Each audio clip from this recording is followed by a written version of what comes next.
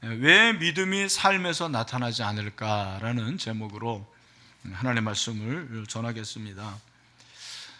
윌리엄 로라는 분이 경건하고 거룩한 삶으로의 진지한 초대라는 책에서 그리스도인들에게 한 가지 질문을 하고 있습니다. 그 질문이 뭐냐면, 왜 그토록 많은 그리스도인들이 자신이 믿는다고 하는 원리와 상반되는 삶을 살고 있는가? 다시 한번, 왜 그토록 많은 그리스도인들이 자신이 믿는다고 하는 원리와 상반되는 삶을 살고 있는가라는 질문을 냈어요. 참 실감나고 또 중요하고 도전적인 질문이 아닌가 생각을 합니다. 여러분, 왜 그렇다고 생각하십니까?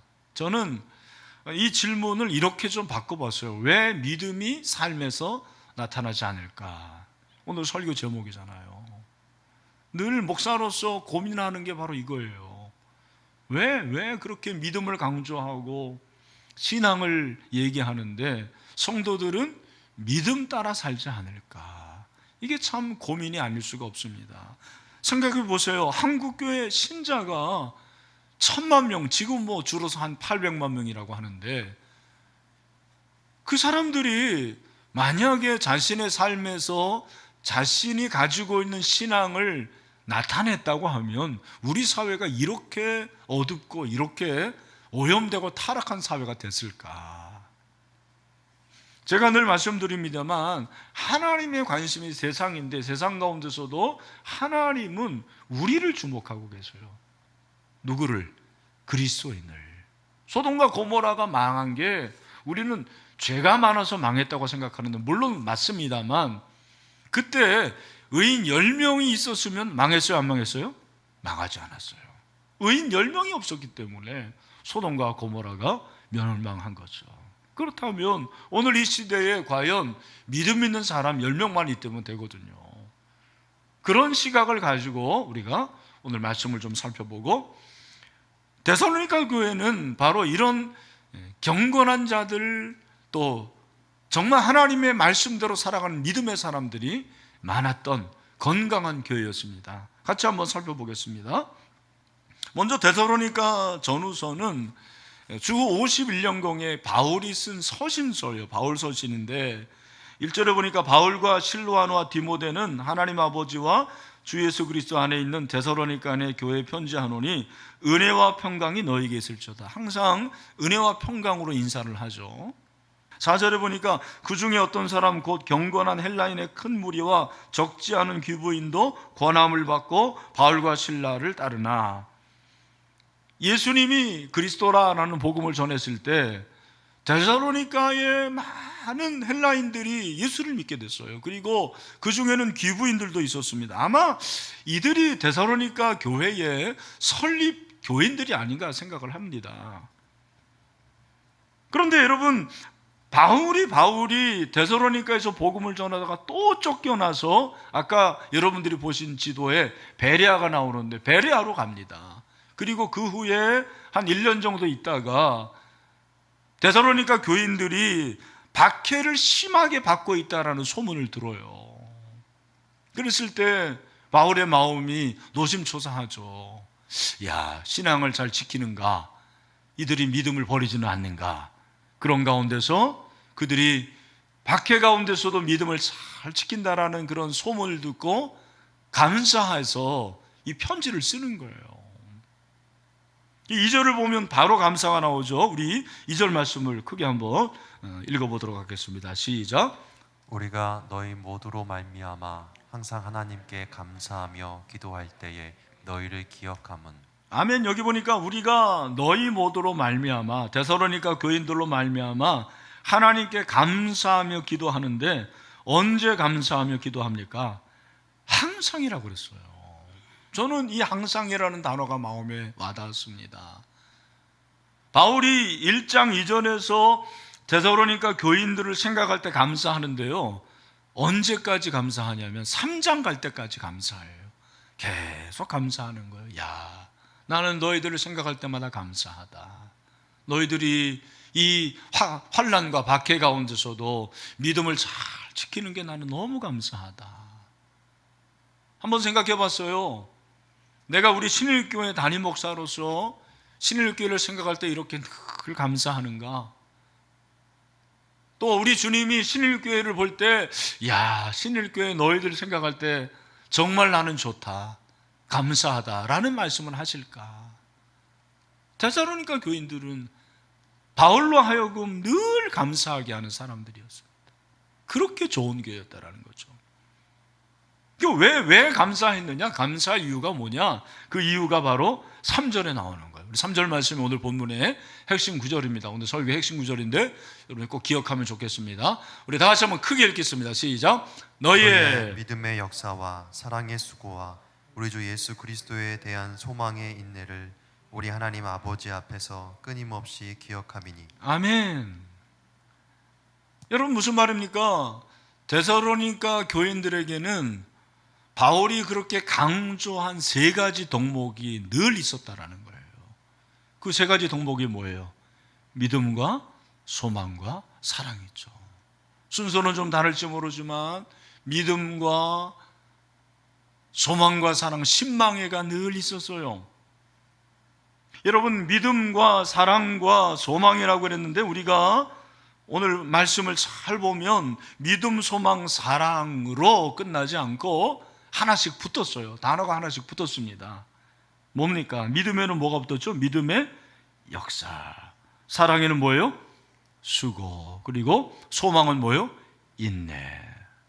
이렇게 믿음의 역사와 사랑의 수고와 소망의 인내가 그들 가운데서 날마다 나타났다고 그렇게 말씀을 하고 있는 것입니다. 아, 그렇구나. 데살로니가 교인들에게는 믿음, 소망, 사랑이 그냥 말로만이 아닌, 이론만이 아닌 삶으로 실제로 드러났는데 그 실제가 뭐냐면 바로 역사와 수고와 그렇게 인내다라고 말씀을 하고 있는 거죠. 저는 이 본문을 보면서 아, 그렇구나. 데살로니가 교인들의 신앙은 그들의 그 믿음이 뭐로 나타나는 거예요? 삶으로 실제로 나타나는구나. 그들의 신앙이 생활로 드러나는 거죠. 그게 바로 신앙생활이죠. 그들의 믿음이 바로 삶으로 나타나는 믿음이었다라는 것을 저는 오늘 본문에서 발견을 할 수가 있었습니다. 여러분 믿음의 역사라고 했을 때 이 역사라는 단어는 헬라어로 일이에요. 일. 역사라는 것이 뭐 우리 대한민국의 역사, 히스토리가 아니고 일을 말하는 것입니다. 그들의 믿음은 교회에서만 나타나지 않았습니다. 여기서 일이라는 것이 교회에서 드리는 예배, 교회에서 드리는 기도, 뭐 교회에서 하는 전도, 봉사, 그것만 일이라고 한 게 아니에요. 그들의 범사에서, 일상에서 믿음의 일을 했습니다. 우리가 이해하게 되는 것은 뭐냐면 그들이 그렇게 늘 범사에 믿음의 일을 했다라는 것이죠. 여러분, 교회에서만 하는 일이 아닙니다. 여러분들의 범사, 여러분의 일상에서 하는 일도 믿음의 역사예요. 아멘입니까? 네, 그게 진짜 일이라는 거죠. 여러분들이 이제 월요일부터 회사에 나가서 하는 일, 그게 믿음의 역사가 돼야 돼요. 그 회사에서 믿음이 드러나야 됩니다. 여러분이 사업하시잖아요. 그 사업에서 계약을 하고 그리고 사업을 운영할 때 믿음의 역사대로 해야 돼요. 우리 자매님들 코로나19 가운데서 가사일 돌기가 얼마나 어렵습니까? 그런데 가정에서 믿음의 역사가 드러나고 있습니까? 믿음으로 정말 자녀들을 양육하고 믿음으로 남편을 내조하고 있습니까? 데살로니가 교인들은 어떤 곳에서든지 믿음의 역사가 나타났어요. 바울은 골로새서 3장 23절에서 중요한 말씀을 하죠. 무슨 일을 하든지 마음을 다하여 죽게 하듯 하고 사람에게 하듯 하지만, 우리 다 같이 한번 큰 소리로 읽도록 하겠습니다. 시작. 무슨 일을 하든지 마음을 다하여 죽게 하듯 하고 사람에게 하듯 하지 말라. 아멘. 무슨 일을 하든지 누구에게 하듯 하래요? 주님께. 여러분, 우리의 일상이 예배가 될 줄로 믿습니다. 그게 믿음의 역사예요. 사랑의 수고, 같은 맥락이죠. 여기 수고는 희생과 헌신을 말합니다. 주님을 위해서 희생하고 헌신하는데 그 원동력이 뭐냐면 사랑이에요. 사랑. 마지못해서 하는 게 아니에요. 주님 사랑하니까 헌신하고 주님 사랑하는 마음으로 봉사하고 희생했습니다. 우리는 어떻습니까? 내가 과연 목사로서 희생하고 헌신하는데 사랑으로 하는가? 그냥 책임감으로 의무로 하고 있지는 않은가 돌아보게 됩니다. 우리 사랑하는 목자들이요, 영혼을 사랑하는 마음으로 목자 역할을 감당하십니까? 지금도 우리 교사들 다음 세대 그 학생들을 가르치고 있는데 얼마나 수고합니까? 우리 교사들 정말 주님 사랑하는 마음으로 학생들을 가르치고 있습니까? 사랑으로 기인한 수고. 테살로니가 교인들이 그랬다라는 거죠. 삶에서 그 수고가 드러났어요. 그들은 소망의 인내를 가졌습니다. 이 인내라는 것은 참고 견디는 거예요. 견디는 거. 우리 최 목사님 한번 믿음은 버티는 것이라고 그랬는데 그게 인내죠. 인내. 그게 버티는 것입니다. 저는 고난 가운데서 있는 성도들 기억합니다. 아마 병상에서 지금 이 예배를 드리는 분들이 있을 거예요. 소망으로 고난을 넉넉히 이겨나갈 수 있게 되기를 주님의 이름으로 축복합니다. 코로나19 여러분 오래 지속되지 않습니까? 언제나 끝날까? 절망할 때가 종종 있어요. 그러나 여러분, 우리가 소망으로 주님 바라볼 때 이 코로나19도 반드시 종식되는 그날이 오게 될 줄로 믿습니다. 그래서 계속 소망을 가지세요. 소망을 따라합시다. 소망을 가집시다. 절망하지 마세요. 절망해가지고 좋을 일이 하나도 없어요. 끝까지 소망을 가지는 것입니다. 결국 데살로니가 교인들은 믿음의 역사와 사랑의 수고와 소망의 인내가 삶에서 여실히 드러났어요. 그 말은 그들의 삶에서 믿음과 소망의 그리고 사랑의 이야기들이 많았다라는 거죠. 여러분, 삶이 뭐라고 생각하십니까? 저는 최근에 삶이라는 것은 이야기다, 그런 생각이 들었어요. 스토리다. 삶은 이야기예요. 그렇지 않습니까? 제가 볼 때 우리나라 국민들처럼 그렇게 사진 찍기를 좋아하는 국민들이 있을까 생각합니다.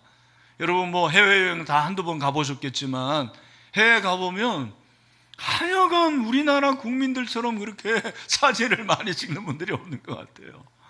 그래서 서양 사람들은 주로 눈으로 많이 찍고 마음으로 찍어요. 하여간 우리는 사진을 못 찍어가지고 환장한 그런 국민으로 생각되는 것 같아요. 뭐 그게 나쁘다라는 게 아니라, 여러분 근데 사진을 왜 찍습니까? 사진을 왜 찍어요? 남는 건 뭐다? 사진이다. 남는 건 사진이니까 찍는 것 같아요. 근데 여러분, 사진도 없어져요. 남는 건 뭐예요? 사진 안에 있는 스토리예요. 스토리. 저희 집에도 이렇게 사진이 걸려져 있는데 일부러 우리 아이들 어렸을 때부터 쫙 이렇게 사진을 게시해 놨는데, 전시해 놨는데 제가 자주 그 사진을 봐요. 그 중에 정말 제 마음에 남는 그런 사진들이 있어요. 저는 그걸 그림을 그려가지고 아예 따로 놨어요.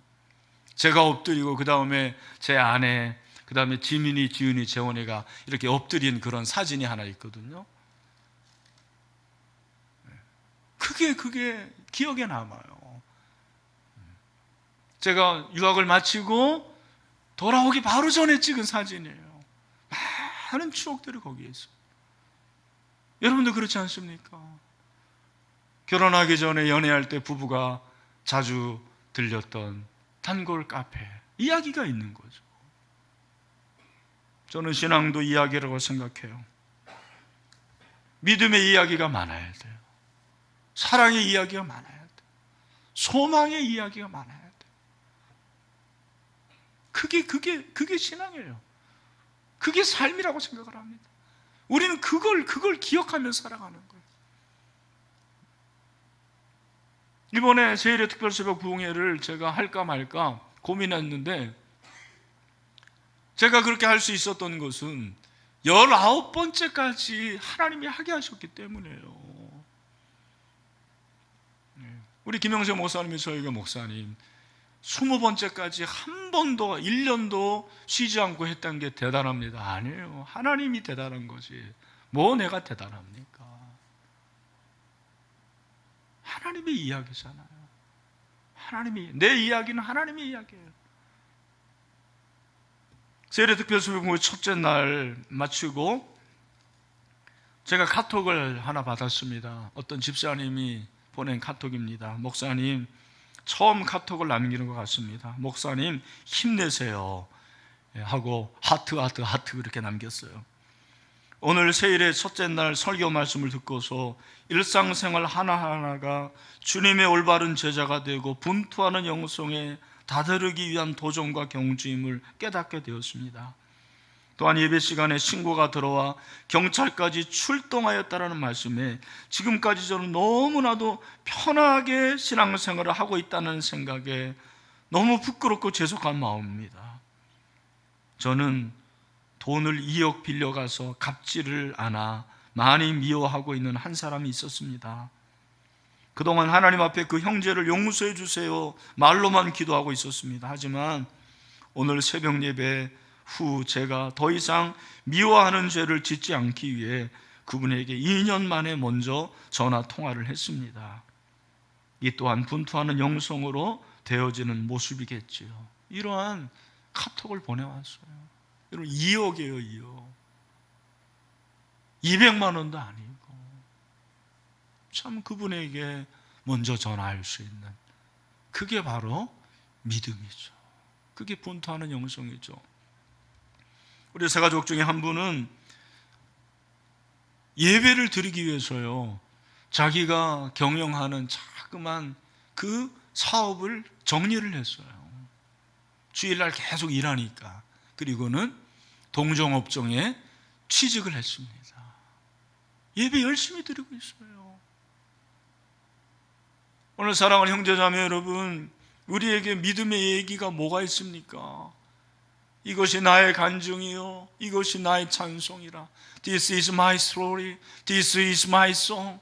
내 이야기인데 그 이야기는 하나님이 하시는 이야기죠. 믿음의 이야기라는 것입니다.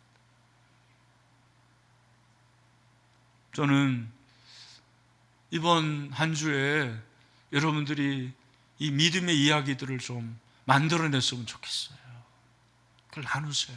목장에서 나누고, 또 더 나누고 싶으면 유튜브 댓글에도 나누고요. 이렇게 풍성한 그런 이야기를 나누는 거죠. 여러분, 성공한 이야기만이 아닙니다. 실패한 이야기도 괜찮습니다. 내가 실패한 이야기는 나의 연약함에 대한 현주소예요.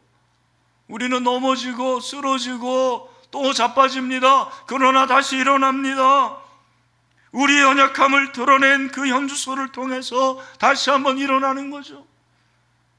더 풍성한 하나님의 은혜를 경험할 수 있는 계기가 실패를 통해서 가능한 것입니다.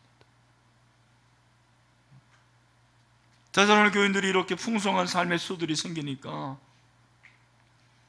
그들이요 정말 새로운 변화가 일어나는데, 그게 뭐냐면 온전한 제자가 되는 거예요. 오늘 보면 여러분, 제자라는 단어가 어디 있어요? 안 나오죠. 그런데 제자라는 또 다른 단어가 나오는데, 그게 뭐냐면 6절 보세요. 여기 보니까 뭐라고 그랬어요? 6절을 같이 한번 읽어보겠습니다. 시작.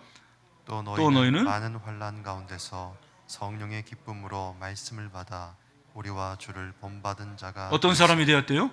본받은 자. 여러분, 바울 서신에는 제자라는 단어가 안 나와요. 그런데 제자라는 단어를 대치할 수 있는 단어가 나오는데, 그게 뭐냐면 예수님을 본받는 자. 이 본받는다라는 것은 모방한다라는 거예요. 따라한다라는 거예요. 제자는 스승을 따라하는 자예요. 예수님을 따라하는 자예요.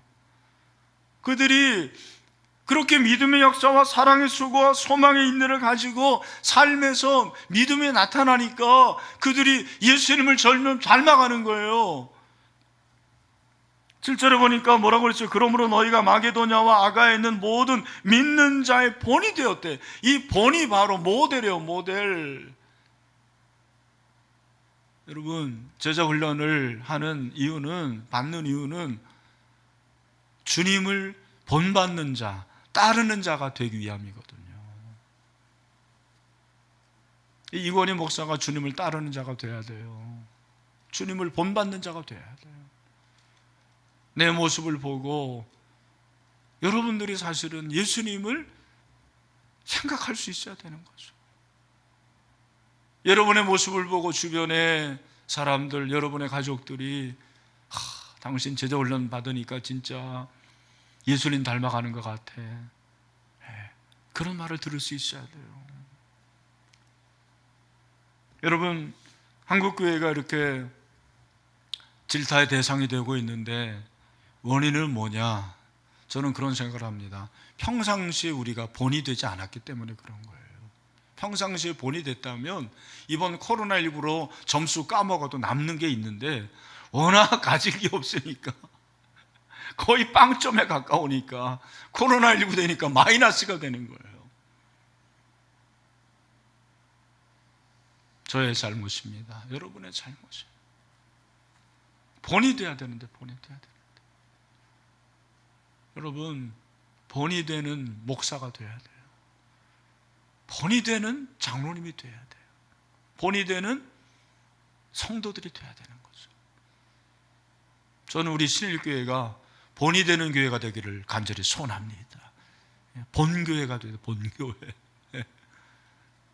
광고할 때 본교회는 그렇게 그 본교회가 아니고 진짜 본이 되는 교회가 돼야 되는 거죠.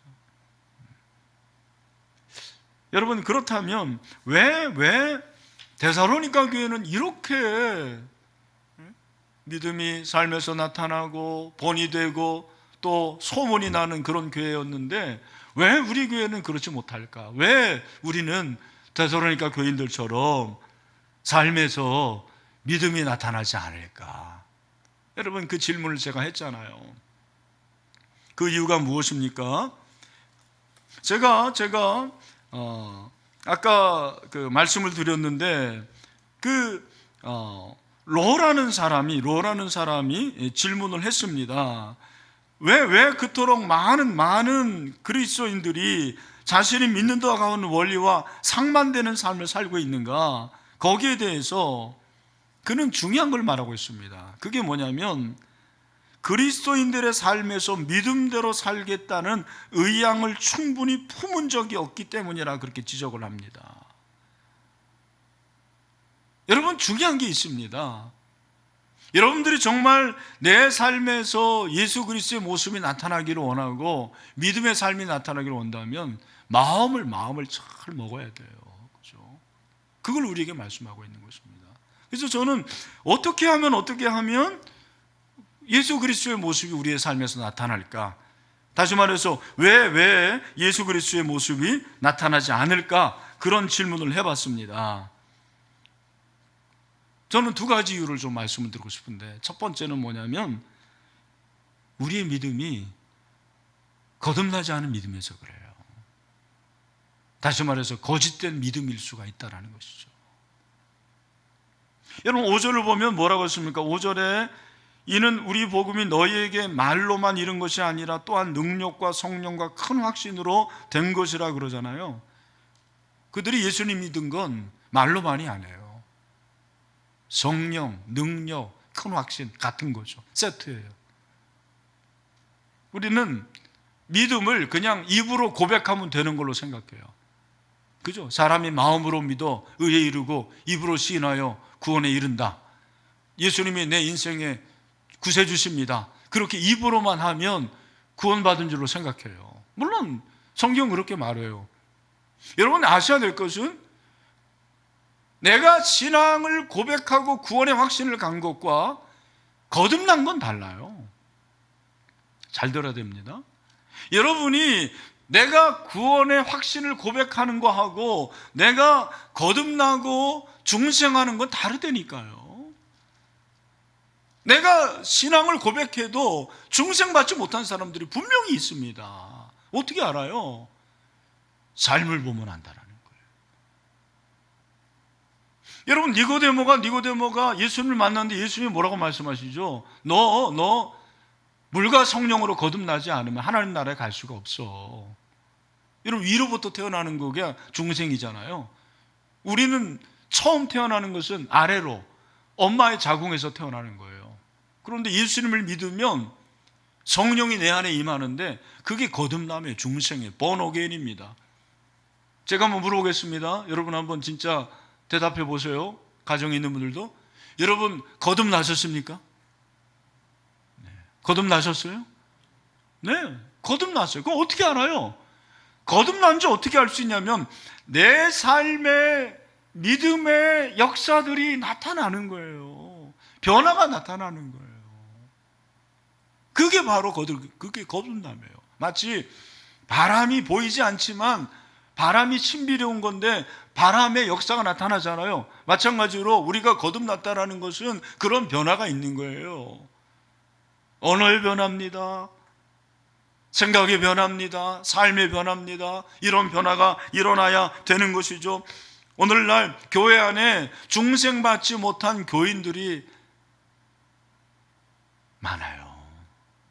종교인들이 많아요. 자기 입술로는, 말로는 예수님을 고백할지 모르지만 삶에서는 그 예수 그리스도가 내 주인이 되지 않는 거예요. 주님의 통치를 받고 주님의 다스림을 받고 늘 주님 안에 거하는 그 사람이 진짜 제자거든요. 그 사람이 거듭난 사람이거든요. 왜 우리가 믿음이 삶에서 나타나지 않는가? 내 믿음을 점검해야 돼요. 내가 정말 거듭난 사람인가?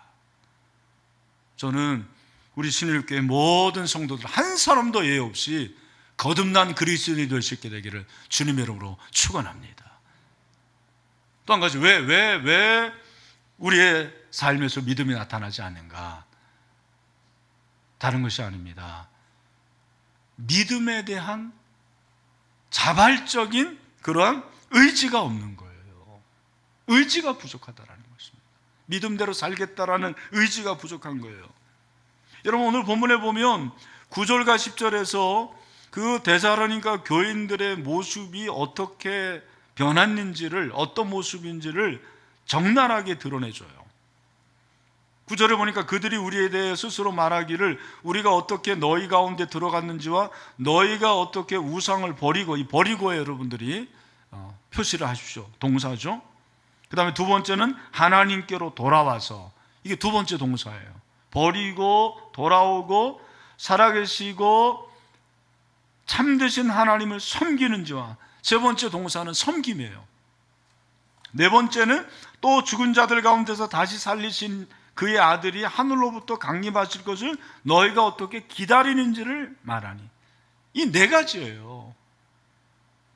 그러니까 내 삶의 믿음이 드러나는 것을 어떻게 알 수 있냐면, 내가 죄에서 우상에서 과연 돌아왔는지, 우상을 버렸는지, 회개하고 돌아왔는지, 하나님을 섬기는지, 예수 그리스도의 재림을 기다리는지, 이게 뭐예요? 다 실천이죠. 실천. 이것은 다른 것이 아니고 순종이에요. 왜 우리가 삶 속에서 믿음이 드러나지 않는가? 다시 한번 말씀드리면, 그리스도인이 삶에서 믿음대로 살겠다는 의향을 충분히 가진 적이 없다라는 거예요. 이 의향이 뭐예요? 의향이라는 것이 바로 의도예요. 의도. 여러분, 제가 한번 물어볼게요. 정말 삶 속에서 내가 믿음대로 살겠다라는 그런 강한 의도를 가지고 살아본 적이 있습니까? 그게 없는 거예요. 그 간절함이 없는 거예요. 그러니까 믿음이 삶에서 나타나지를 않습니다. 여러분, 아까 제가 말씀드린 윌리엄 로라는 사람이 그래서 이러한 예를 한번 듭니다. 그리스도인 남성이 사회생활에서는 욕을 하면서도 교회에서는 그렇지 않은 이유가 무엇인가? 이 미국 사람들 보면 욕을 많이 하거든요. 아시죠? 사사건건 욕합니다. 근데 그들이 생활에서는 그렇게 욕을 하다가도 교회에서는 욕을 안 한대요. 이원론이죠. 왜 그렇게 되느냐? 그 이유가 뭐냐? 그 이유를 이렇게 설명합니다. 남성들이 모든 행위에서 하나님을 기쁘시게 해서 하는 의향이 많지 않다라는 거예요. 의지가 없는 것입니다. 오늘 우리가 하나님을 예배할 때도 하나님을 온전히 섬기고 예배하겠다는 그런 의지가 부족하면 이 예배가 은혜가 되지 않아요. 여러분의 삶도 마찬가지입니다. 믿음은 지식이 아니고 감정도 아니고 의지입니다. 의지. 말씀대로 살아내겠다라는 그런 의지적 순종, 그게 제자도죠. 그 훈련을 하는 것이 제자 훈련입니다. 그런데 우리에게 이런 의지적 순종이 부족한 거예요. 분투하는 영성이 부족한 것입니다. 성령이 아무리 내 안에 역사해도 내가 의지를 갖추지 않으면 믿음이 삶에서 드러나지 않아요. 오늘 이 예배를 들고 있는 사랑하는 형제자매 여러분, 한 주일 동안 정말 내가 믿음대로 살겠습니다, 그런 의지를 가지고 말씀대로 순종할 때 저는 여러분의 삶에서 반드시 기적이, 변화가 일어나게 될 줄로 믿습니다.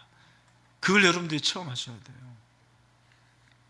2006년 아프리카 서부 코트디부아르 만딩고족에게 선교를 하던 캐롤라인 핑키 선교사가 선교를 하는데 그 마을에 미리암이라는 자매가 있었어요. 이 자매는 늘 집안 마당에 앉아 있는 거예요. 그래서 왜 그런가 그랬더니 이 자매가 안진뱅이였던 거예요. 그래서 선교사님이 그 자매에게 가가지고 내가 너에게 복음을 전해도 되겠냐? 괜찮다. 그래서 복음을 전하고 기도를 해주고 매주 찾아가서 기도를 해줬어요. 근데 기도를 해주고 집에 올 때마다 어떤 약간 아쉬움이 뭐냐면, 그 자매를 위해서 기도하면서 예수의 이름으로 일어나 걸으라, 그렇게 한번 하고 싶은데 믿음이 없는 거예요. 그렇게 고민하던 가운데 어느 날 말씀을 묵상하는데 마태복음 17장 20절에서 이르시되 너희 믿음이 작은 까닭이니라 진실로 너에게 이르노니 만일 너희에게 믿음이 겨자씨 한 알만큼만 있어도 이 산을 명하여 여기서 저기로 옮겨지라 하면 옮겨질 것이요 또 너희가 못할 것이 없으리라. 이 말씀이 이 선교사님을 사로잡았어요. 그래서 내가 이제 며칠 후에 미리암한테 가가지고 진짜 말씀대로 한번 일으켜야 되겠다, 그렇게 생각하고 며칠 후에 그 집을 갔어요. 근데 세상에 놀라운 일이 일어난 거예요. 그 집에 들어가려고 그러는데 마당에서 미리암이 걸어 나오는 거예요. 여러분 놀랍지 않습니까? 너무 기뻐가지고 도대체 이게 무슨 일이냐고 물어봤어요. 그랬더니 미리암이 이렇게 말하는 거예요. 선교사님이 매주 찾아와 기도해 주니까 다리에 하루하루 힘이 붙더니 조금씩 걷게 되었어요. 할렐루야. 그런데 그 다음 말이 중요한 거예요. 그런데 우리 가족들이 무당이 주문을 걸었다라는 요상한 잎사귀를 가져와서 그 잎을 우린 물로 목욕을 하면 나을 거라는 거예요. 하지만 그 물에 목욕을 하고 나면 다시 힘이 빠졌어요. 그래서 지난주에 가족들에게 잎사귀는 이제 싫어, 난 예수 그리스도의 이름으로 걸을 테야 하고 말해 주었어요. 그렇게 얘기하더라는 거예요. 여러분 제가 한번 물어볼게요. 이 미리암이 걷게 된 건 선교사의 믿음으로 걸은 겁니까? 본인의 믿음으로 걸은 겁니까? 저는 두 가지 다라고 생각해요. 그 선교사님 본인이 믿음이 없었어요. 부족했어요. 그러나 그가 간절히 마음으로 기도할 때 하나님이 일하셔요. 여러분 우리가 믿음이 약해도 하나님이 일하실 때가 있잖아요. 그죠? 그냥 순종하면 되는 거거든요. 이 자매는 또한 그렇게 하나님의 뜻대로 순종했을 때 일어나 걸은 거죠. 그래서 저는 여러분 이 믿음의 역사는 성령이 100% 역사해야 되고 우리의 노력이 100% 역사할 때 믿음이 삶에서 드러나는 거거든요. 저희 사랑하는 형제자매 여러분, 말씀을 마무리하면서 우리의 믿음이 진짜 믿음이 되기를 간절히 소원합니다. 그래서 삶에서 드러나야 돼요. 이야기가 좀 돼야 돼요. 스토리가 돼야 됩니다. 그래서 우리의 믿음을 통해서 정말 하나님이 살아계시는 것을 경험하고 드러내 볼 수 있는 그럼 진짜 제자들이 다 될 수 있게 되기를 주님의 이름으로 축원합니다.